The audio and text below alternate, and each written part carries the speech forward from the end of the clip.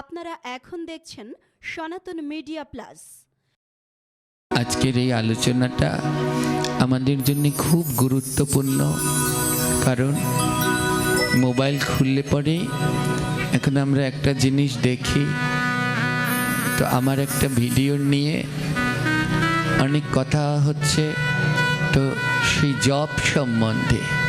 তো আদ্যকার আমাদের এই আলোচ্য বিষয়বস্তু জব। জব সম্বন্ধে গ্রন্থ কি বলল? জপ জ কারে জন্ম বিস্বেদ। জপ লিখতে দুটি অক্ষর লাগে, জ আর প। বুঝেন তো? মালা জপ করছি আমরা, জপ জ প দুটি অক্ষর। জকারে কি বললেন? জন্ম বিচ্ছেদ, অর্থাৎ জ অক্ষরে জন্ম মৃত্যুর বন্ধন ছিন্ন করে। প কারহ পাপ নাশকম, প অক্ষরে সমস্ত পাপ নাশ হয়। অর্থাৎ জপ শব্দের অর্থ কি? জপ শব্দের অর্থ হলো এক কথায় জন্মবন্ধন ও পাপ বিনাশ করে, যে তাকেই বলা হয় জপ।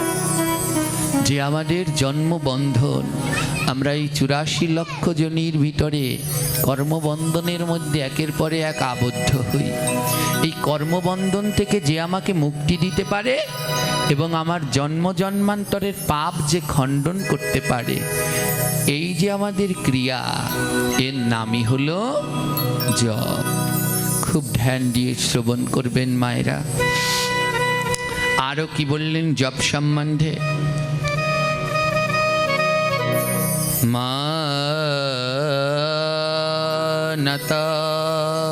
মানতত্রয়তে ইতি মন্ত্রঃ মন্ত্রশাপুনা পুনরুচ্চারণাম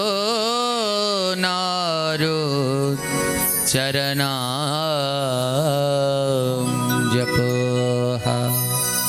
অর্থাৎ যা মনন করলে জীবকে সংসার বন্ধন থেকে রক্ষা করে তাকে মন্ত্র বলে।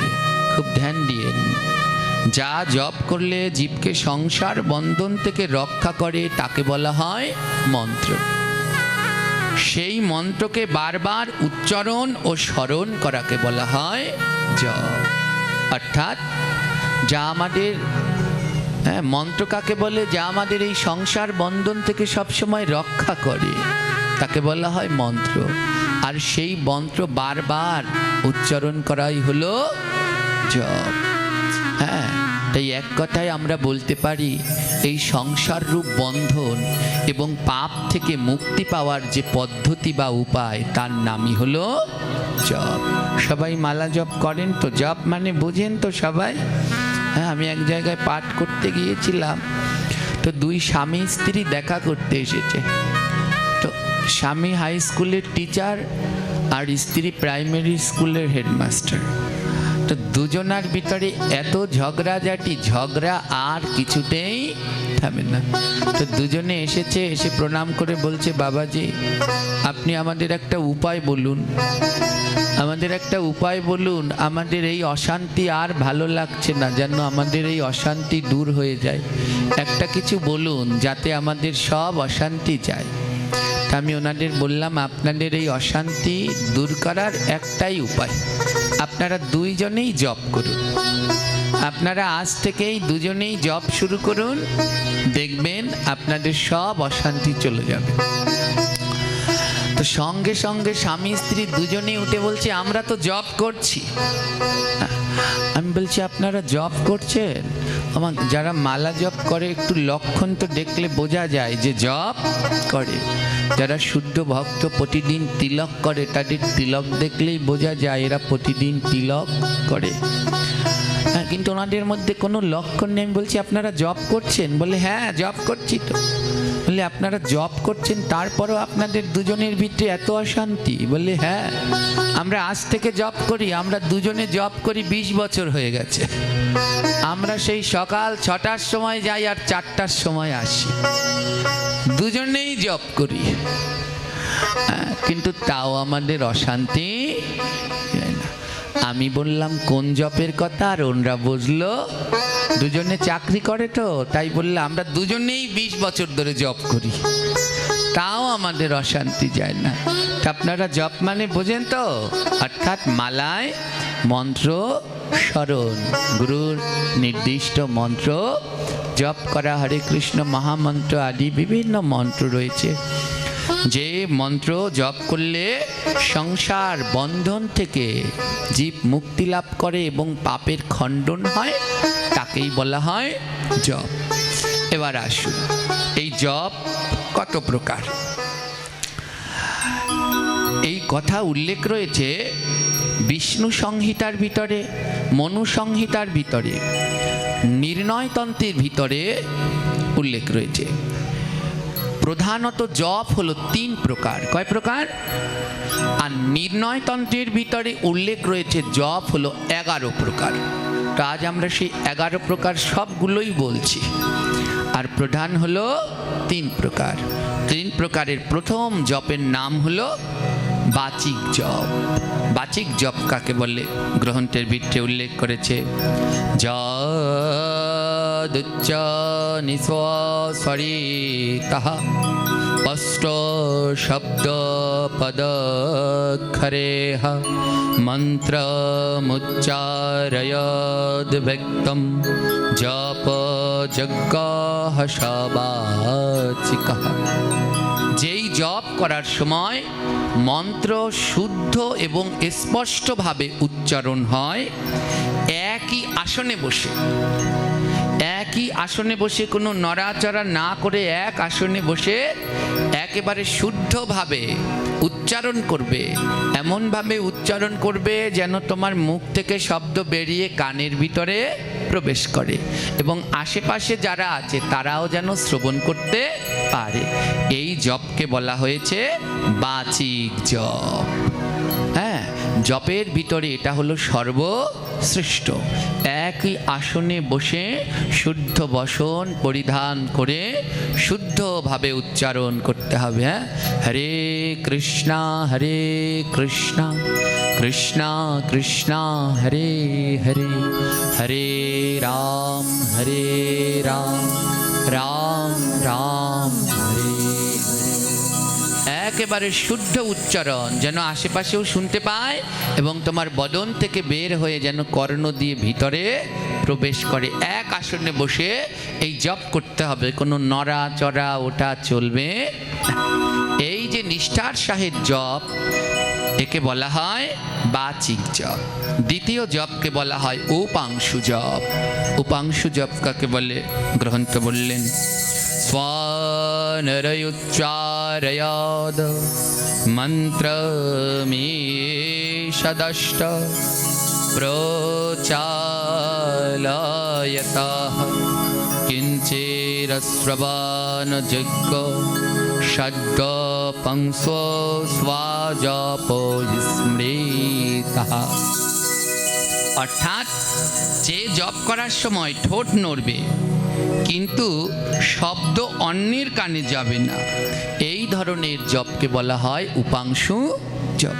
তোমার ঠোঁট নড়ছে, শব্দ হচ্ছে হরে কৃষ্ণ কৃষ্ণ কৃষ্ণ, এই যে জপ, ঠোঁট নড়ছে, শব্দ হচ্ছে কিন্তু অন্যের কানে যাচ্ছে না, একে বলা হয় উপাংশু জপ।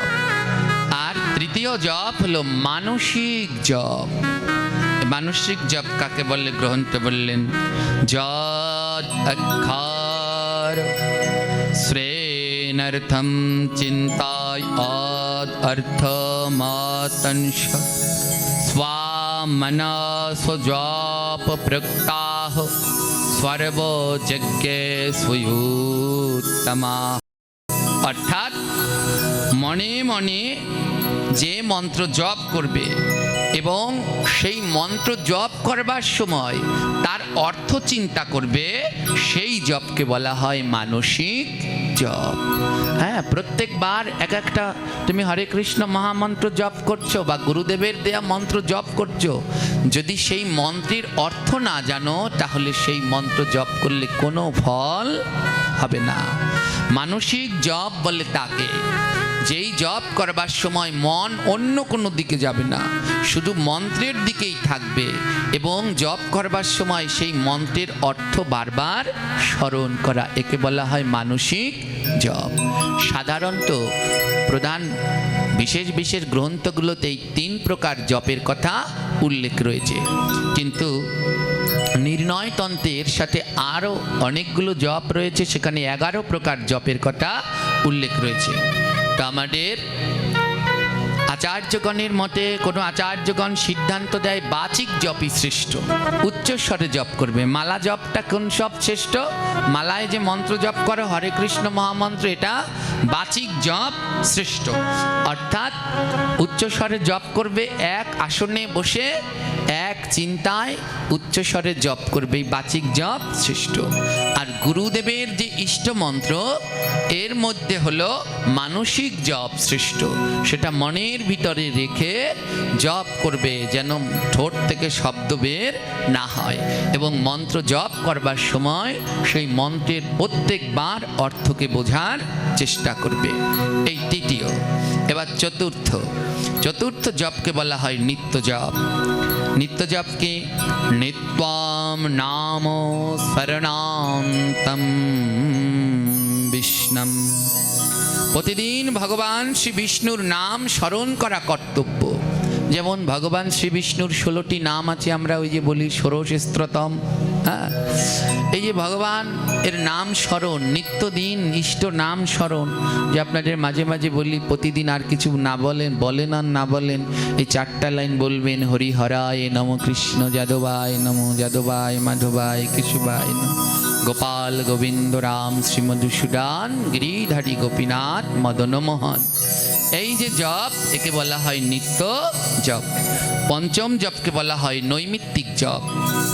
গ্রহণ চ বিশেষণা জপাদৈকম শুভম। নৈমিত্তিক জপ গ্রহণ আদি বিশেষ সময়ে জপ ও দান, এই সময় গ্রহণ এবং বিভিন্ন শুভ নক্ষত্র যোগে যে জপ ক্রিয়াকার্য করা হয় তাকে বলা হয় নৈমিত্তিক জপ। ষষ্ঠ কাম্য জপ। কাম্য জপ কি?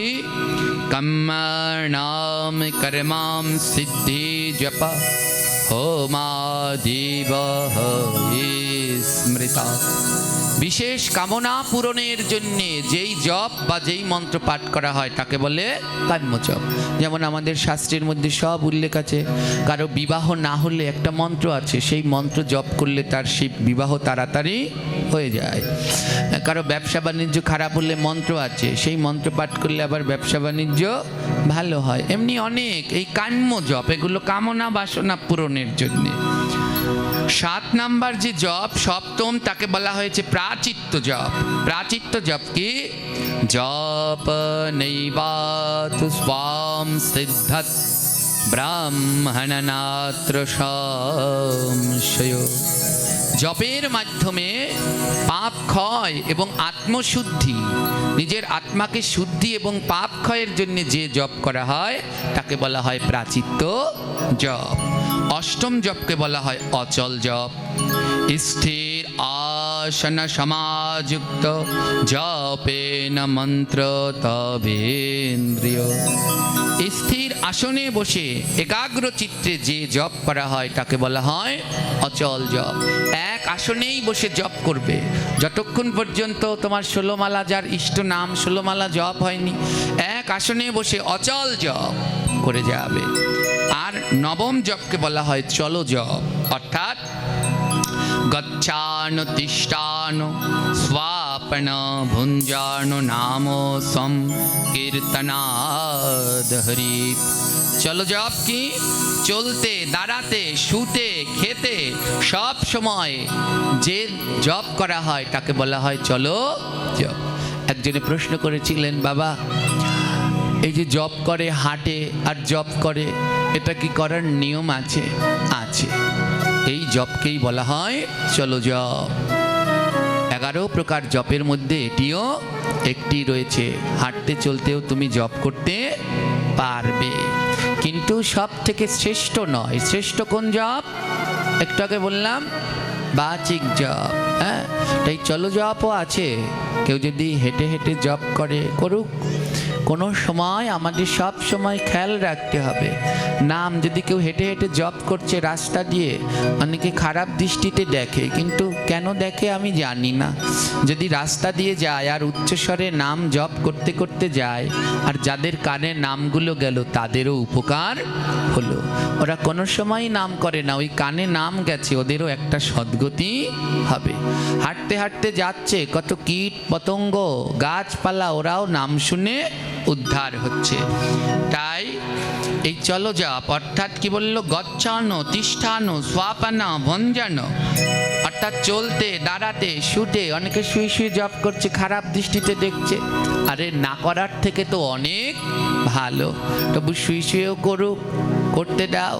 হ্যাঁ, নাই মামার থেকে তো কানা মামা অনেক ভালো, মোটেই করে না তার থেকে তো ভালো। দশম জপ বলা হয় লিখিত জপ।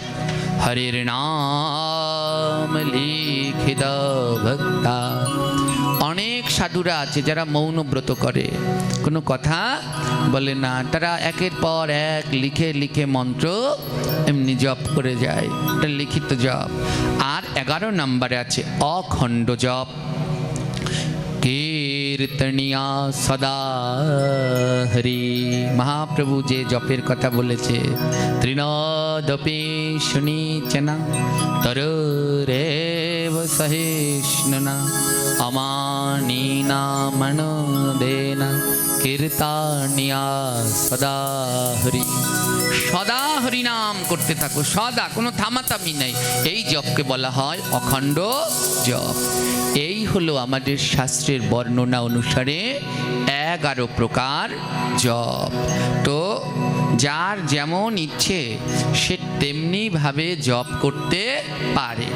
তাই ওই যে আমরা সারাদিন এর পিছনে লেগে থাকি, ওর পিছনে লেগে থাকি, এগুলো বড় খুব খারাপ।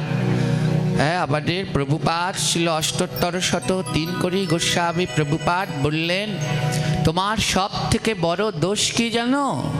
অন্যের দোষ দেখাই তোমার সব থেকে বড় দোষ। হ্যাঁ, মানুষ একটু সামনে আগাতে দেয় না, কিছু জন মানুষ আগাতে যায়, কিন্তু কিছু মানুষের জন্য পারে, হ্যাঁ, নিয়ম ধরিয়ে দেয়। এই এমনি হাঁটো আর জপ করো, এগুলো কোথায় পেয়েছো? এই জায়গায় বসে বসে জপ করলে হবে না, জপ করলে এই খেতে পারবে না, ওই খেতে পারবে না। ভয়ের টেলাও যে একটু আগাবে আর জপ করতে চায় না, বলে জপ করলে অনেক নিয়ম কানুন পালন করা লাগবে, দরকার নেই। হ্যাঁ, তাই সব পিছিয়ে যায়। আসতে দাও, ওনাদের আসতে দাও, ধীরে ধীরে ঠিক হবে। বুঝতে বুঝতে ওই চলো জপ থেকে শুরু করে একদিন বাচিক জপে গিয়ে সে অবশ্যই পৌঁছাবে। একসাথে তো হয় না, কেউ একসাথে সাধু হতে পারে? কোনো দিনই না। যদি কেউ একেবারে জন্ম থেকে সাধু, তাহলে জেনে রাখবেন সে মহাপ্রভুর কোনো পার্ষদ। আর এ জগতে যারাই সাধু হয়েছেন, বড় বড় ধাক্কা না খেয়ে কেউ সাধু হয়নি। তাদের পূর্ব জীবন পড়লে জানা যায় তারা কত কত পাপ করেছে। এই হলো মা জপ। হরি বল। আর এবার ধ্যান দিন। আমরা কিছুদিন ধরে মোবাইলে একটা ভিডিও দেখি, আমার একটা পাঠের খানিক অংশ, সম্পূর্ণ নয়, কাটা একটু অংশ। কেউ মনে কষ্ট নেবেন না। আসলে আমরা এমন হয়ে গেছি, ওই আগে পরে না দেখে, হ্যাঁ, তার জন্যে আমাদের আর গ্রন্থ চর্চা হচ্ছে না। হ্যাঁ, গ্রন্থ চর্চা হচ্ছে না। আমাকে আমার নিজের জীবন থেকেই উদাহরণ দিই। আমি অনেক ছোটবেলা থেকে এই পাঠ করি, 8 বছর বয়স থেকেই, ছোট টুকটাক যেটুকু করি। তো একজনে আমাকে একখানা গ্রন্থ দিয়েছিলেন। গ্রন্থটির নাম ছিল শুদ্ধ সৎ ভাগবত প্রবেশিকা।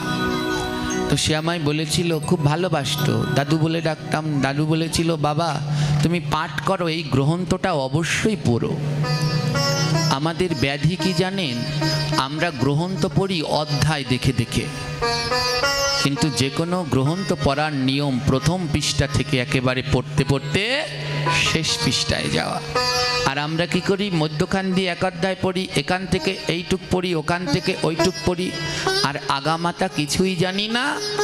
আর তারপরে বাজে এক বিশাল গন্ডগোল, যেটা আমার জন্য হয়েছিল।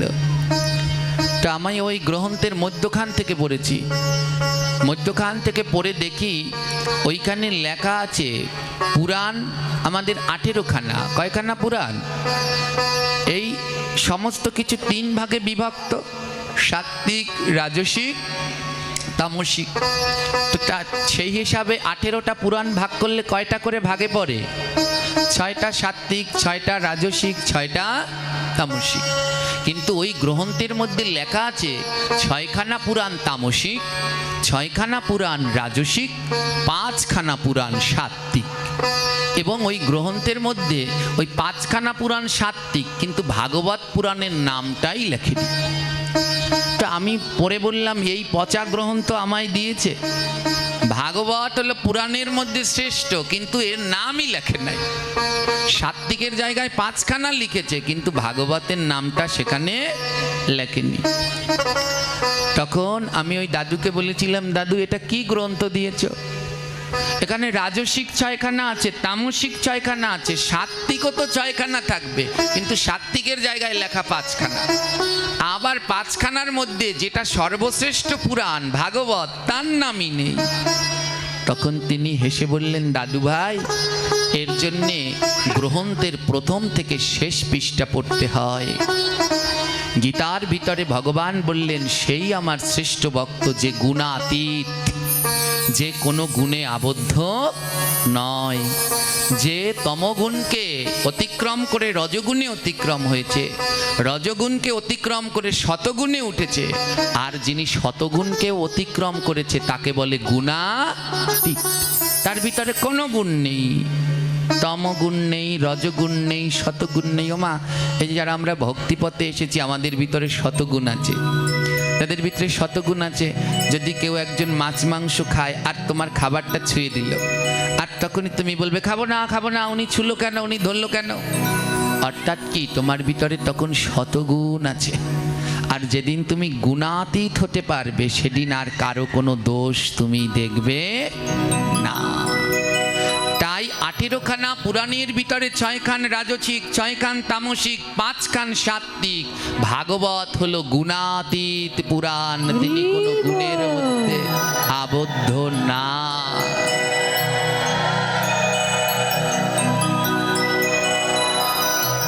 সেদিন আমি ওই কথার অর্থ বুঝতে পারলাম না। কেন? কারণ প্রথম থেকে আমি গ্রন্থ পাঠ করি, ওই মধ্যখান থেকে সূচিপত্র দেখে পাঠ করেছিলাম, যার জন্যে আমার এত বড় ভুল হয়েছিল। তাই যে কোনো কথা তার প্রথম এবং শেষ অবশ্যই শুনতে হয়। এখন সবাই জানেন, মোবাইলে আমার একটা পাঠের খণ্ড অংশ নিয়ে আরেকজন পাঠক তিনি তার বিস্তারিত বর্ণনা দিচ্ছেন, এবং তিনি বলছেন এগুলো সব মন গড়া কথা, এগুলো কোনো শাস্ত্রের ভিতরে নেই। আমার তার উপরে কোনো রাগও নেই, ক্ষোভও নেই। যদি কোনো দিন দেখা হয়, তার চরণে অনন্ত অনন্তবার দণ্ডবত প্রণাম করব। এবারে আমার এই কথাগুলো কি মন গড়া না মন গড়া নয়, সেই সম্বন্ধে আমি শাস্ত্র থেকে বলি। আমি বলেছিলাম, মালা 108টা গুটির মধ্যে কে কোথায় অবস্থান করেন। হ্যাঁ, ধ্যান দিন। পূর্ণ মালাটা একটা আলাদা জিনিস, গোটা মালাটা একটা আলাদা জিনিস, আর এই মালার গুটির মধ্যে কে কোথায় অবস্থান করে সেটা একটা আলাদা জিনিস। যেমন মৃদঙ্গ, মৃদঙ্গের কথা শুনেছেন? মৃদঙ্গের ভিতরে ওই যে ডাইনা হলো শ্যামারা, ডাইনা হলো শ্যাম, বামে শ্রী রায়, মধ্যখানে যোগমায়া কত শোভা পায়। এই মৃদঙ্গের তত্ত্বের মধ্যে দেখা যায়, ডান দিকে ভগবান কৃষ্ণ বিরাজ করছেন, বাঁ দিকে রাধারানী বিরাজ করছেন। আবার অন্য তত্ত্বের ভিতরে দেখা যায়, সেই মেধাসুরের মাতা পিতার চামড়া দিয়ে 2 পাশ তৈরি হলো। তো গঠনটা একটা আলাদা জিনিস আর অবস্থানটা একটা আলাদা জিনিস। তো মালা গঠন হয়েছে কি দিয়ে, গ্রন্থ সেই সম্বন্ধে কি বললেন, মালা গঠন হয়েছে কিভাবে সেই সম্বন্ধে শ্লোকে উল্লেখ করা আছে। শতষ্ট গোপিকা মালা সূত্রাঞ্চরাধিকাবর সখ্যে চলিতা দেবী মেরু কৃষ্ণ স্বয়ং প্রভু শ্রুমেরুর্দে ভগবৎ বসতি প্রেম মঞ্জরি বিগ্রহে শ্যামলা গোপী মালা নির্ণয়োচ্যতে। ধ্যান দিন, মালার নির্মাণ হলো কিভাবে, মালার নির্ণয় সম্বন্ধে বললেন শতাষ্ট গোপিকা মালা সূত্রাঞ্চ রাধিকাবরা, অর্থাৎ মালায় 108টি গুটি রয়েছে। এই 108টি গুটি হলো গোপিকা, আর সূত্রগুলো সূত্রগুলো শ্রী রাধারানী স্বরূপ। 108টা গোপিকা সূত্রগুলো রাধারানী স্বরূপ। সাক্ষী স্বয়ং ললিতা দেবী, সুমেরু স্বয়ং ভগবান শ্রীকৃষ্ণ। সুমেরুর উপরে কুঞ্জিত সূত্র হলো প্রেমমন্ত্র। সমগ্র মালা শ্যামলী গোপী। উভয় মালা মধ্যে করাঞ্চিত সাক্ষাৎ শ্রীকৃষ্ণ। রাসলীলায় যেমন উভয় সখীর মধ্যে, তদ্রূপ মালার মধ্যেও তিনি উভয় সখীর মধ্যে বিরাজ করেন। অর্থাৎ মালার গঠনের নিয়মটা, এই 108টা গুটি হলো 108 জন গোপী। বুঝতে পারলেন, 108টা গুটি হলো 108 জন গোপী। আর সূত্র, এই যে মধ্যখানে যে সুতোগুলো হলো স্বয়ং রাধারানী। রাধারানী দিয়ে সুতোগুলো গোপীদেরকে দিয়ে বাঁধা। আর সাক্ষী মালা হলেন স্বয়ং ললিতা। সুমেরু, এটাকে বলা হয় সুমেরু। এই সুমেরু মালার মধ্যে স্বয়ং ভগবান শ্রীকৃষ্ণ। উপরে যে কুঞ্চিত অংশ রয়েছে, এই কুঞ্চিত অংশের মধ্যে বিরাজ করেন প্রেম মঞ্জুরি। এবারে এই উভয় মালার মধ্যে যে ব্রহ্ম গ্রহন্তি আছে, এই যে গীট রয়েছে, এইগুলো হলো সাক্ষাৎ ভগবান শ্রীকৃষ্ণ। এই হলো মালা গঠনের নিয়ম, এটা হলো মালার গঠন। এবার এই 108টা মালার মধ্যে কে থাকে? এই 108টা দানা, একটু আগে বললাম গোপী। 108টা দানা কি? এক একজন গোপী। হ্যাঁ, এটা হলো, আমি আবার বলছি, বুঝতে পারছেন কি না আপনারা? সুন্দরভাবে বুঝতে হবে। আর ইউটিউব চ্যানেলের দাদারা একেবারে ফুল ভিডিওটা দেবেন যেন সবাই বুঝতে পারে। হ্যাঁ, তাহলে আর এই ভুল বোঝাবুঝি হবে না। হ্যাঁ, তো এই মালার, এটা হলো মালার গঠন। তাহলে এই 108টা দানা হলো 108 জন গোপী। ওই যে পাঠক বলেছেন তিনি ভুল বলেননি, ঠিকই বলেছেন। কারো দোষ দেখা যাবে না। দোষ, অন্যের দোষ দেখাই তোমার সব থেকে বড় দোষ। এই আমার যারা ভক্তরা আছে, কয়েকজন ফোন করেছেন, আবার কালকে অনুরোধ করেছেন, বাবাজি ওনারে অনেক ভালোবাসতাম, ওনার পাঠে আর কোনো দিন যাব না। উনি সব সময় আপনার নিন্দা করেন। যদি সত্যিই আমার নিন্দা করে, আর আমাকে যদি সত্যিই কেউ ভালোবাসে, যে আমায় বেশি বেশি নিন্দা করে তার কাছে বেশি বেশি করে যাবেন। আর ওই যে একটা পাঠ করি, মনে আছে আপনাদের? সেই ভক্ত, হ্যাঁ, যাকে নিন্দা করতো, সেই মহারাষ্ট্রের এক ভক্ত ছিল। হ্যাঁ, ওকে খুব নিন্দা করত, সেই লক্ষ হীরা ওর নামে দুর্নাম দিয়ে দিল, কিন্তু তাকেই সব থেকে সে বেশি ভালোবেসেছিল। হ্যাঁ, তো নিন্দা করলে কোনো দিন কিছু হয় না, ওতে আরো উত্তম। যত বেশি কেউ কারোর নিন্দা করবে, তাহলে সে আরো খুব ভালো, তার আরো পাপের খণ্ডন হয়। আর আমায় যদি কেউ কিছু বলে, তাহলে মোটেই কষ্ট পাবেন না। যে নিন্দা করছে তার চরণে গিয়ে 10 বার প্রণাম করবেন, 5 বার আপনার আর 5 বার আমার নাম নিয়ে। তাহলে হলো প্রকৃত ভাগবত ভক্ত হতে পেরেছেন। হ্যাঁ, প্রকৃত ভাগবত ভক্ত হতে পেরেছেন। তো যিনি বলেছেন তিনি মিথ্যা বলেননি, এটা হলো মালার গঠন স্বরূপ। তো 108টা দানার ভিতরে 108 জন গোপী বাস করেন।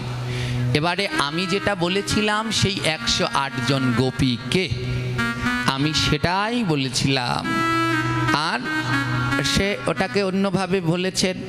তো এই 108টা দানার ভিতরে 108 জন গোপী বাস করেন। তো এই 108 জন গোপীকে কোন দানার ভিতরে বিরাজ করেন সেটাও গ্রন্থের ভিতরে খুব সুন্দরভাবে উল্লেখ রয়েছে। দেখুন,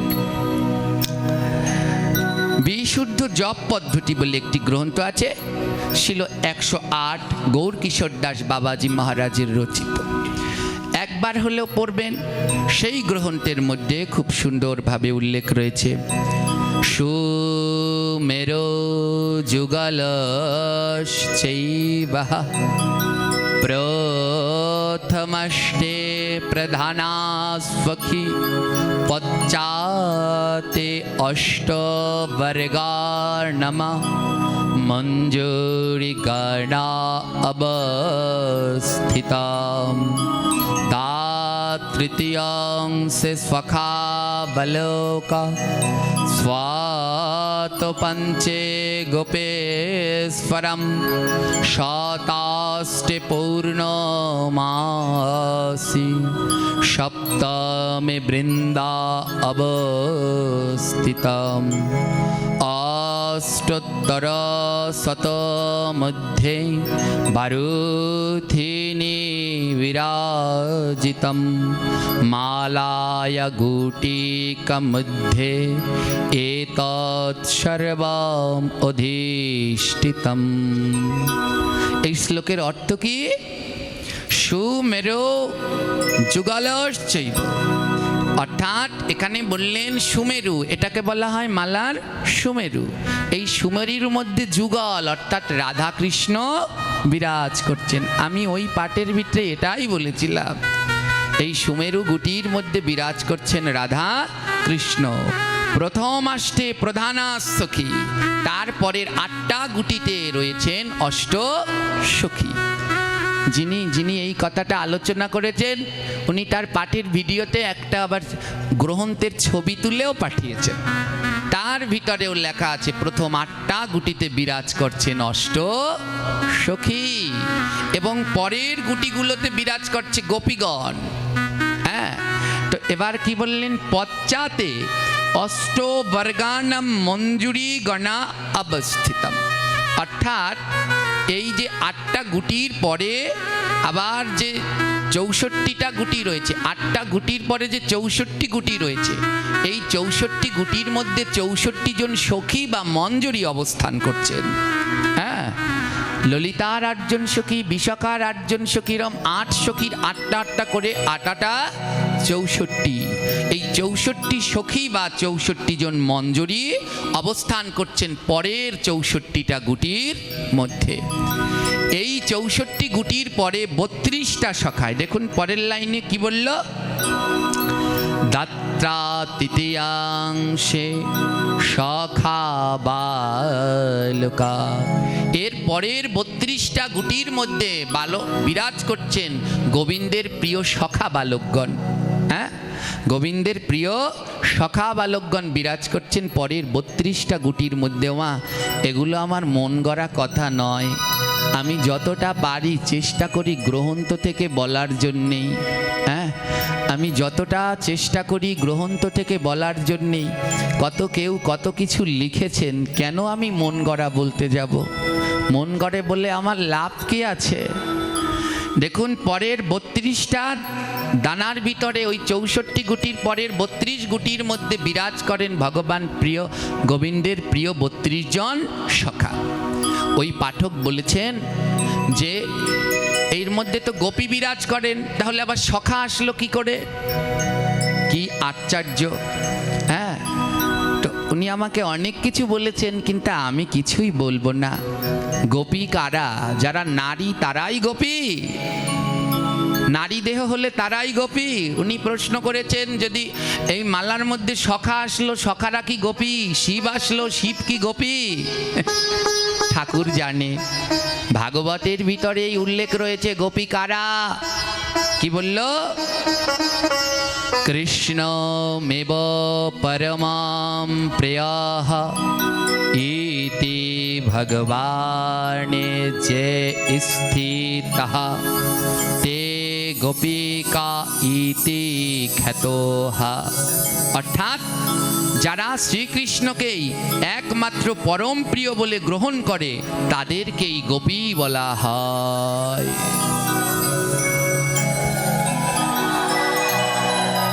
অর্থটা বুঝবেন। কৃষ্ণ মেব পরমাম প্রিয় ইতি ভগবানে যে স্থিতি। অর্থাৎ যে মানুষ ভাবে ভগবান শ্রীকৃষ্ণই একমাত্র পরম প্রিয়, যে ভগবান শ্রীকৃষ্ণকে একমাত্র পরম প্রিয় ভাবে, সেই হলো গোপী। তার মানে কি শুধু নারীরাই গোপী? জোরে বলুন। নারীরাই শুধু কৃষ্ণকে নিজের পরম আর আপন ভাবে? পুরুষরা ভাবে না? ভগবান শ্রীকৃষ্ণের গোপীর সংখ্যা কত? গ্রন্থে উল্লেখ করলেন 300 কোটি। কত? ভগবান শ্রীকৃষ্ণ লীলা বিলাসের সময় 300 কোটি গোপী ছিল। এবার প্রশ্ন, সে সময় তো ভারতবর্ষে 300 কোটি মানুষই ছিল না, তাহলে 300 কোটি গোপী হলো কি করে? উদ্ধবজি বলেছেন ভাগবতের ভিতরে, উদ্ধব সন্দেশের ভিতরে উদ্ধবজি বলেছেন, আসামহ চরণেরে নুজ্জা শশামম সম্মম বৃন্দাবনে কিমপি গুল্মলতা সিধীনম যাদুৎপস্থম সজনজ্জমা পঞ্চদাহিতবা ভেজসু মুকুন্দমপোদিবং শ্রু ভিভির্মুক্ত মৃগম। অর্থাৎ বৃন্দাবনে যত গুল্ম লতা ঔষধি যারা গোবিন্দকে পরম প্রিয় বলে ভাবেন তারাও সব এক একজন গোপী। বৃন্দাবনের বৃক্ষগুলো যারাও ভাবেন যে কৃষ্ণই সেই পরম পুরুষ, কৃষ্ণই সেই আমার পরম প্রিয়, সেই ব্রজের গুল্মলতাগুলো বললেন গুল্মলতাস্য ঔষধি নাম, ব্রজের সেই গুল্মলতা ঔষধি বৃক্ষগুলো যারাও ভাবে কৃষ্ণই আমার পরমারাধ্য, কৃষ্ণই আমার প্রিয়, সেই গুল্মলতা ঔষধি বৃক্ষ তারাও এক একজন গোপী। তাই কারো মনে যদি ধারণা থাকে শুধুমাত্র নারীরাই গোপী, তাহলে তারা ভুল ভাবছে। তাহলে কৃষ্ণের 32 জন সখা তারা কি গোপী না? জোরে বলুন। আরো সুন্দরভাবে মহাপ্রভু ব্যাখ্যা দিলেন, গোপনে গোবিন্দ ভজন করে যারা, এই জগতে গোপী হইয়াছে তারা। যারা গোপনে গোবিন্দের ভজন করে, প্রকাশ্যে দেখায় না, তারাই গোপী। তো শুধু নারীরাই কি গোপনে ভজন করে? তাহলে তিনি প্রশ্ন করেছেন, মালার ভিতরে আবার সখা আসলো কোনখান থেকে? মালার ভিতরে আবার শিব আসলো কি করে? তারা কি গোপী? আমি আনিনি বাপু, এই শ্লোকের মধ্যেই তা উল্লেখ করা আছে। তাই বললেন, দাত তৃতীয়াংশে সখা বালক শত পঞ্চে গোপেশ্বরম। 105 নাম্বার 105ম গুটিতে বিরাজ করেন দেবাদিদেব মহাদেব। এইটা দুইটা শ্লোকে দুইভাবে উল্লেখ করা আছে। এই শ্লোকটার মধ্যে বলা আছে শত পঞ্চে গোপেশ্বরম, অর্থাৎ 105 নং গুটির মধ্যে বিরাজ করে মহাদেব। আবার অন্য গুটিতে বলা আছে অন্য আরেকটি শ্লোক, সেটাও পাঠ করে শোনাবো। সেই শ্লোকে বলা আছে 108 নং বিরাজ করেন দেবাদিদেব মহাদেব। আর পরে কি? শতষ্টে পূর্ণমাসি, শতষষ্ঠে পূর্ণমাসি। 106 নং গুটিতে বিরাজ করেন পূর্ণমাসী যোগমায়া দেবী। এই পূর্ণমাসী যোগমায়া দেবী হলেন মা কালী বা মা দুর্গা, যিনি বৃন্দাবনে পূর্ণমাসী যোগমায়া রূপে বিরাজিত। সপ্তমে বৃন্দা স্থিতম, 107 নং গুটির মধ্যে বাস করে দেবী বৃন্দা। অষ্টোত্তর শত মধ্যে বরুথিনী বিরাজিতম। 108 নং গুটির মধ্যে বিরাজ করেন বরুথিনী বা বীরা নামক দূতী। এই হলো মোট 108টা গুটির মধ্যে 108 জন গোপী বিরাজ করছেন। মালয়া গুটিকা মধ্যে এ তৎসর্বম অধিষ্ঠিতম। মালার এই 108 গুটির মধ্যে এই 108 জন অধিষ্ঠান করছে। আর একটি শ্লোকের মধ্যে উল্লেখ করা আছে, যুগলাবস্থিতা কুম্ভে অষ্টকে অষ্ট সখিনম অষ্ট বর্গে চ মঞ্জরি দাত্রা তৃতীয়ংশে গোপো বালকম। গোপেশ্বর পৌর্ণমাসী বৃন্দা দেবী বরুথিনী অবশিষ্ট গুটি মধ্যে উত্তর উত্তর বিরাজিতম। এই শ্লোক রয়েছে নাম রস সিন্ধুর মধ্যে। এখানে বলা হয়েছে যুগালে অবস্থিতম কুম্ভে, যুগাল অবস্থিতম কুম্ভে, অর্থাৎ এই কুম্ভ মানে কলস মালাটার মধ্যে বিরাজ করছেন রাধা কৃষ্ণ। অষ্টকে অষ্ট সখী, পরের 8 গুটিতে বিরাজ করছেন অষ্ট সখী। অষ্টবর্গে চ মঞ্জরীয়ম, এর অষ্ট সখীর পরে যে গুটিগুলো রয়েছে সেই 64 গুটির মধ্যে 64 জন সখী বা মঞ্জরীগণ বিরাজ করছেন। আর দাত্রা তৃতীয়াংশে গোপ বালকম, 32 গুটির মধ্যে বিরাজ করছেন গোপ বালকগণ। গোপেশ্বর পূর্ণমাসী বৃন্দাদেবী বরুথিনী অবশিষ্ট গুটি মধ্যে উত্তর উত্তর বিরাজতম। বাকি গুটিগুলার মধ্যে বিরাজ করছে যথাক্রমে বৃন্দা, বীরা, গোপেশ্বর মহাদেব আর মা কালী। এই হলো 108টা গুটির মধ্যে 108 জনার অবস্থান। ওমা, এর থেকে আমি আর ভালো করে বুঝাতে পারবো না। আর গোপী মানে শুধুমাত্র বৃন্দাবনের নারীগণ নয়, যারা কৃষ্ণকে পরম প্রিয় আপন করে ভজন করে তারাই সব এক একজন গোপী। হ্যাঁ, তাই ওই যে আমার গুরুদেব একটা কথা বলেন, যার যার ভালো লাগে ভজ গিয়া তারে, আমার ভালো লাগে শচীর নন্দন গোরারে, তাই আমি ভজি তারে। তাই যার যেমন ভালো লাগে বলুক। হ্যাঁ, আমি চেষ্টা করি সব সময় গ্রন্থের মধ্য থেকে বলবার জন্যে। আমি এটা জীবনেও কোনো দিন বলতাম না, এই কথাগুলো আজ বলছি, কোনো দিন বলতাম না। কিন্তু আমার এক ভক্ত শিষ্য, তাদের অনেক কষ্ট লেগেছে যে বাবা আপনাকে এমন সব সময় বলে, আপনি যদি কিছু না বলেন তাহলে সবাই ভাববে এটা আপনার বোধহয় কাল্পনিক কিছু বানিয়ে টানিয়ে বলেছেন। তাই আমি শাস্ত্র এবং কোন কোন গ্রন্থে কোন জায়গায় শ্লোক আছে আমি সেই শ্লোক সহকারে বললাম। আর কেউ যদি এমন বলবেন না আর দ্বিতীয়বার যে ওনার পাঠে আর কোনো দিন যাব না, উনি এমন সবার নিন্দা করে, এগুলো বলতে নেই, এগুলো বলতে নেই। তাহলে ওনার মধ্যে আর আপনার মধ্যে কোনো পার্থক্য থাকবে না, অবশ্যই যাবেন।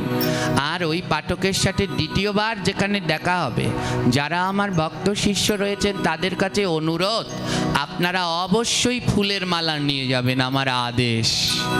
আর ফুলের মালা নিয়ে তার গলায় অবশ্যই মালা পরিয়ে তাকে দণ্ডবত প্রণাম জানাবেন। তাহলেই বুঝবো যে আপনারা আমায় প্রকৃত ভালোবাসেন। এতে আমার বিন্দু মাত্র কষ্ট নেই, বিন্দু মাত্র কষ্ট নেই। হ্যাঁ, এমনি তো বুঝতে পারলেন মালার গঠনটা একটা জিনিস আর মালার মধ্যে বিরাজ করাটা আরেকটা জিনিস।